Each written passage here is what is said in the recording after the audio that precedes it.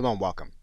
The idea in Microsoft 365 is to allow you to be able to collaborate on documents and work with anyone all over the world depending on who you want to work with.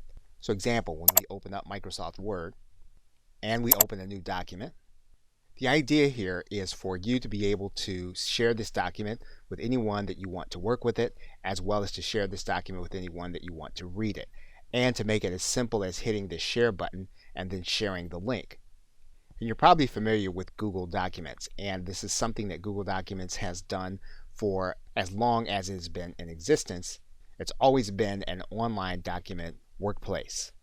The hub of this, of course, is Google Drive, and it's cemented by email. If you think about the relationship between these three entities, you'll get a sense for what Microsoft is trying to do with Microsoft 365, while at the same time providing you more tools and an admin panel to administer work on teams and companies.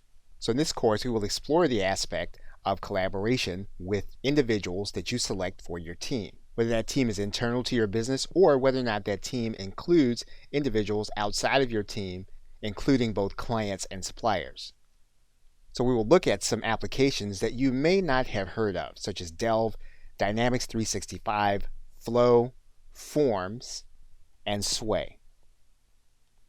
And while these things are somewhat similar to Google Docs, the way they work together is unique and gives you a different set of tools. So in the next video, we're going to take a look at two applications specifically within one of the enterprise versions. So in this case, you'll need to have a specific subscription in order to see it. And if you have a need for invoicing of some kind, you may want to pay attention to this next video.